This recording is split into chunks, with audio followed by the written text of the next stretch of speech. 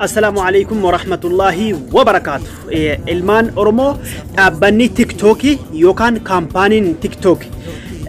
فلتر يوكان علابا أده بالسمة أورمو تيك توكي إرتي دبلودان إجولين هدو نموني إجولين أورمو كما تمال لكهانو فول إرتي قرأتني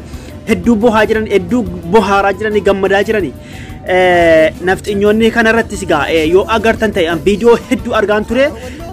غوبتا جراني عرب سايراني جولة كينيا كونغارو وان غودا ده وان باينا مجمع تشيسولا حتى أمله كم بؤاك أبا يوكي نمتو تكو بؤاهين أبو كوان تقول إجمالا أكو ما إهنيا كناجا وجاه هدو أورمون ukkaamame otuu jedhu sabni guddaan kuni dheengadda Google Translate yookaan Google irratti afaan Oromoo gale dhiibbaa hayyoonni keenya godhanii wal qabateetuma Oromoon beekamte argataara dhaabbanni Google dhaabbanni TikTok kuni suuraa adda bilisummaa Oromoo qofa kan biyya tokkoon taane jechuudha Oromoon kuni biyya tokko miti ammallee Itoophiyaa jalatti bulti jechuudha qobaatti illee fotoonni alaabaalee qobaatti hin baafanne garuu keessa baay'ina namaatiin dhaabbanni aslan warri kaampaanonni kuni baay'ina namaa eessa akka baay'atu laala waan ta'e jennaan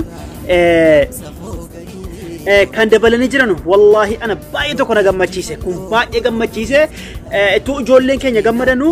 nafxinyoota yookaan habashoota hedduu mataa dhukkubsaara hedduun arge viidiyoo ijoollee Oromoo irratti waraabanii arrabsaaranu viidiyoo macinaa hayyatti agartan kana yoo ta'e akka jiran ijoolleen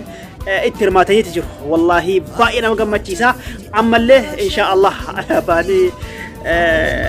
kana ta'uun oolu jedhee yaada fedhii rabbiitiin insha Allah ni bareedillee alaabaan kun bifallee ni bareeddi osoo intana qofan ta'in bifallee ni bareeddi garuu dhaabbanni TikTok itti dabalanii jirani haa ta'u malee ammas dheengadda yeroo tokko ijoolleen keenya alaabaa muraniituma suuraa godhataaran malee wanna akkanaa kun hin dabalamne jechuudha gana bakka kan alaabaa addunyaa keessatti galti jennee yaadna insha Allahu rabbuna kanaafuu obboleewwan kiyyame namni godhachuu hin beekne jira jedhee yaadu ijoollee hedduu godhataniiru garuu isin agarsiisa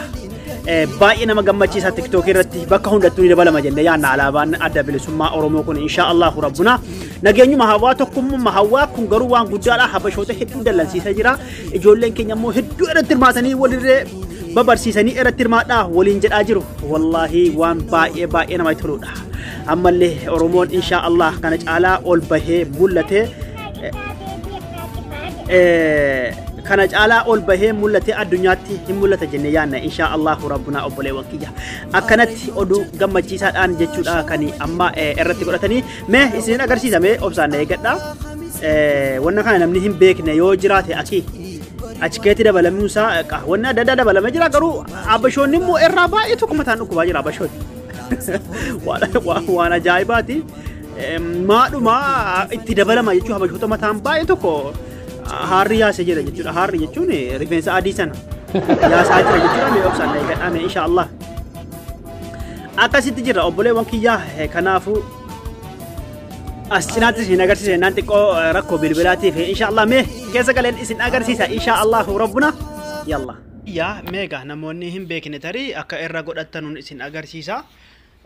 hin beektan jedhee yaada jalqabarratti namoonni update waa gochuu hin beekne way dhengada gaafiin tokko hinaa dhiyaate update jechuun fakkeenyaaf amma TikTok kana yoo update godhatan malee hin dhufu wanti suni update jechuun mee fakkeenyaaf imo barreessee ilaala imo mee tokko barreessee ilaala telegram barreessee ilaala telegram ifama telegram kiyyamee update ta'eera moo internetiin agarsiisa እሺ አፕዴት ተጅራ ወነ ብራን እሺ ነገር ሲሳ ዋን አፕዴት ነጋው ተመ ፌስቡክ ከኛ ላላመ ኤዮ ኩኖት ላካሲ አፕዴት ይችላል ካሲ ጋላ ነምኒህም ቤክ እንግዳ ነሞ የተኮ ነጋፈተ ከና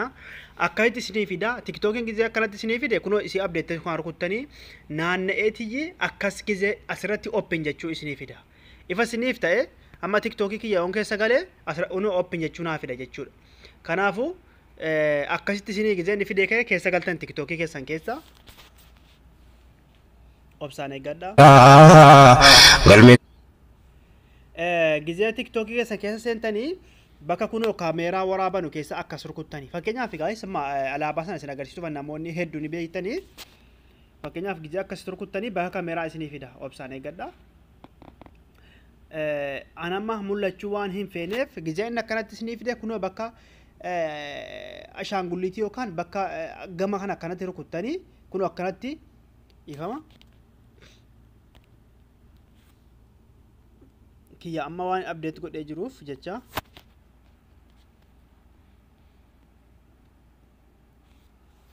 wagga isin bakka maarkuttan akkanatti isinii dhufa isin immoo gara new jettu kanarratti akkana buttanii kunoo asirratti isinii dhufa jechuudha alaabaan Oromoo kun yookiin asirratti dhufuu danda'a yookiin bakka biraatti dhufuu danda'a asirratti isinii dhufa sana booda irratti gar rukuttanii isiniif baay'ira kunoo akkuma argaa jirtan kunoo asirratti akkuma argaa jirtan kunoo alaabaan nu bahee jira jechuudha ifa isiniif ta'e kiyya amma fuula kiyya irratti bahee jira jechuudha kunoo kameraan kiyya qulqulleessaan jiru malee jechuudha akkasitti alaabaa Oromootiin faayamtanii obboleewwan kiyyaa baay'ee waan nama mararuudha galatoomaa boroktaa baraatii walitti deebinutti